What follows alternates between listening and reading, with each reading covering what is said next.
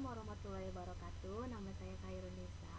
Di sini saya dari kelas 7 reguler 1 klaster 3 pilot A. Dan saya akan mempresentasikan eh, tugas presentasi dari mata kuliah perancangan IAP dalam industri. Di sini saya akan mengangkat judul tentang rancang bangun sistem monitoring kesehatan pasien rawat inap berbasis Internet of the Thing. Oke, langsung saja. Sebelumnya saya akan menjelaskan dulu terlebih dahulu dasar dari judul saya tadi, yaitu salah satunya pasien. Pasien merupakan individu yang harus mendapatkan perawatan maksimal oleh perawat rumah sakit agar penyakit yang diderita dapat lekas sembuh. Untuk mengidentifikasinya, kesehatan pasien dapat dilihat melalui 3 parameter tersebut harus termonitoring dan dengan baik oleh perawat. Untuk memenuhi kebutuhan tersebut dibutuhkan suatu sistem yang dapat memonitoring kesehatan pasien tanpa harus keluar masuk kamar pasien. Jadi semakin canggih ya dunia kita ini ya teman-teman ya.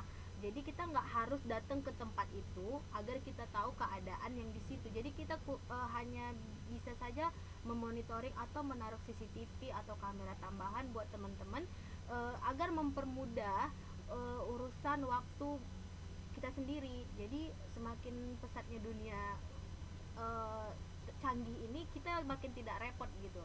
Next, IOT diperlukan untuk otomasi monitoring kesehatan pasien rawat inap dengan mudah dari hasil pengujian sistem monitoring kesehatan pasien rawat inap. Berbasis IOT ini dapat memantau suhu tubuh pasien, detak jantung pasien, dan memantau tersisanya cairan infus pasien. Oke, semua parameter tersebut dimonitoring menggunakan aplikasi smartphone Android dan dikontrol menggunakan website ya. Sistem ini diharapkan dapat memudahkan perawat rumah sakit dalam memonitoring pasien-pasien rawat inap dengan lebih efisien waktu dan modern. Oke. Di sini juga ada contoh analisis arsitektur sistem. Jadi analisis arsitektur sistem merupakan sebuah proses untuk mendeskripsikan fisik sistem yang akan dibangun dan juga komponen pendukungnya. Berikut ini adalah arsitektur sistem yang akan dibangun. Arsitektur sistem dapat dilihat pada gambar berikut nih. Teman-teman bisa lihat dong di sini ya. Ada gambarnya dan ini sudah dijelaskan juga. Ini adalah salah satu arsitektur sistem. Oke. Lebih tepatnya analisis. Lanjut, berikut ini adalah penjelasan mengenai dari gambar tadi. Oke, sistem monitoring ini kesehatan pasien seperti yang dilihat pada gambar tadi. Terdapat alur yaitu pemantauan suhu tubuh, detak jantung, tersisanya cairan infus pasien, terus pemantauan kesehatan pasien yang dilakukan oleh keluarga pasien, dan pengontrolan data oleh web admin, proses pemantauan suhu tubuh, detak jantung, dan tersisanya cairan infus dalam pasien tadi ya. Ini berikut tahapan-tahapannya. Tahapan sisi perangkat IOT. 1, ada Arduino atau Nano sebagai microcontroller mengambil data suhu tubuh, detak jantung, dan sisa cairan infus pasien menggunakan sensor DS18B20, pulse sensor, dan load call. Oke, yang kedua adalah data yang diperoleh tersebut akan diproses dan dikirim ke web service secara wireless melalui modul ESP8266 yang terkoneksi dengan WiFi router.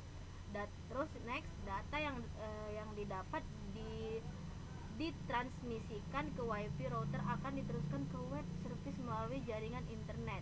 Web service akan melakukan penyimpanan data suhu tubuh, detak jantung, dan sisa cairan infus dalam database. Database ini sangat penting loh teman-teman. Jadi buat teman-teman yang mau mendalami database itu bagus banget untuk data apapun itu, mau tentang data pribadi, bahkan data perusahaan, bahkan data apapun itu sangat bagus guys. Oke, berdasarkan hasil pengujian perangkat lunak dan perangkat keras yang telah dibuat sebagai sistem monitoring kesehatan pasien rawat inap, maka diperoleh kesimpulan sebagai berikut. Sistem yang telah dibangun dapat memonitoring kesehatan pasien rawat inap melalui aplikasi smartphone Android yang terhubung dengan jaringan internet. Lebih memudahkan kita bukan? Dan mengirit biaya.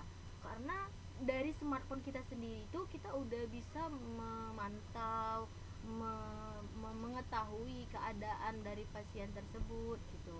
Yang kedua, sistem yang telah dibangun dapat melakukan pengontrolan data melalui website admin. Oke, jadi adminnya itu tidak perlu lagi harus terjun ke lapangannya. Jadi dia hanya memantau melalui WhatsApp yang udah update di WhatsApp admin tersebut. Oke.